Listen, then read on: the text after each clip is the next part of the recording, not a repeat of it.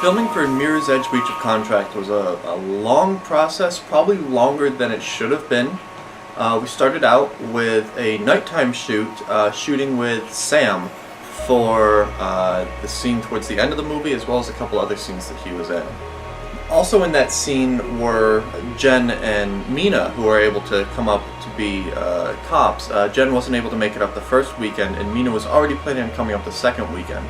So when we realized that Jen wouldn't be able to make it to the first, two things happened. Number one, I realized I had to shoot around their absence and shoot everything with Sam in it that night.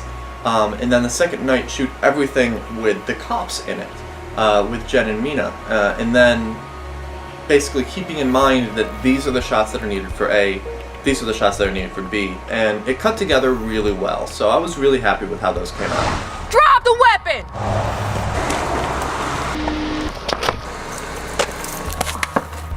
Our nighttime shoots were probably some of the best ones I've had, as far as a technical shoot, but there were still issues. I mean, I think we did lighting very well.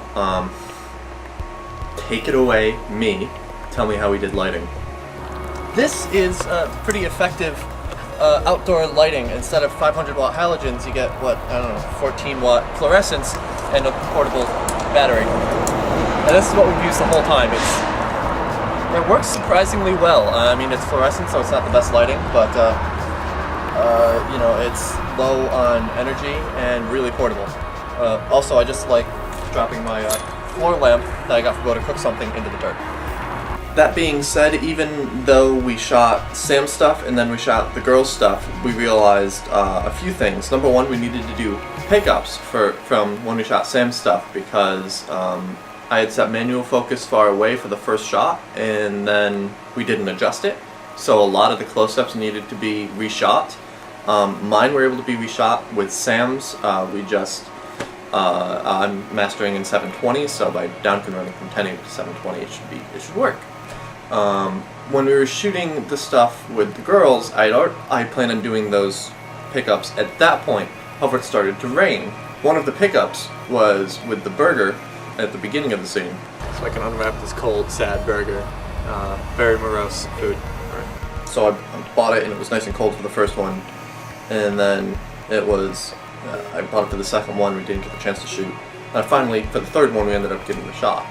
When we shot a week and a half ago, I was eating cold burgers. Here it's a warm burger, but I just had veal marsala. So it still feels like punishment. Finally, when I realized that we needed to redo another one of the shots, Sam wasn't able to join us for the first round of pickups. Eventually, we just shot them without him. Again, using the coat, kind of shooting around, not seeing his face. And on that day, it was raining. It was actually raining around here for a straight month and a half or so. Probably a month.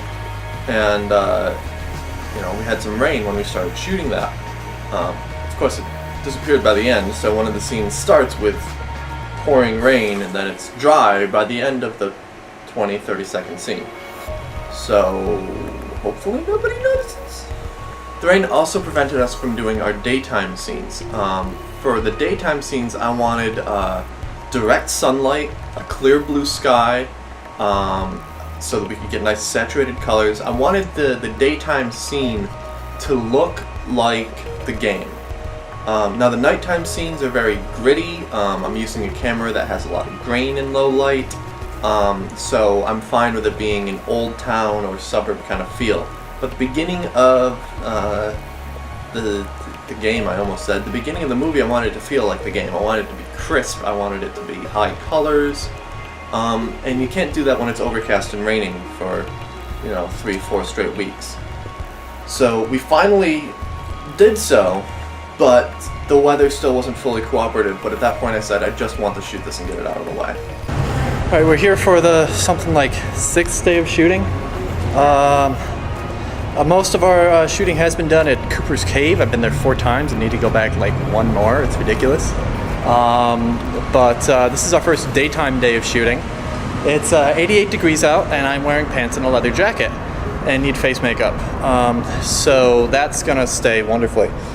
With weather that was actually hitting around 90, and me being terribly out of shape, I actually had to stop after all the takes of running up the stairs and take like a 5-minute break before we wrapped up. But it still worked really well. I was able to borrow the GoPro from work, and I borrowed the sticky pod from my friend Chris, who helped a lot in pre-production and will be helping out with the edit and post-production. For recording the shots of the car, we're using a GoPro Hero 3. The Hero 3 is a sport camera that's meant to be mounted pretty much anywhere.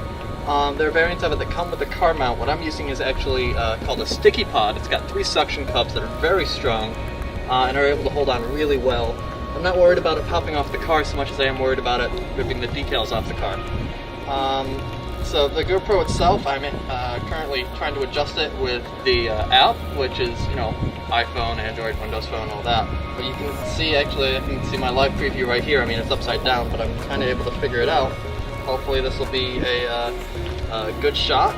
I'll just leave it running for the 20 minutes that we're taking to get to our next location, which is Sam's house for use as the drop-off point for the runner package. In all, filming was a lot of fun, and you know, I know that there's 1 or 2 little pickups I need to get, but now it's time to get in there and get the final edit going. We're pretty much done with that, and it's on to the home stretch now.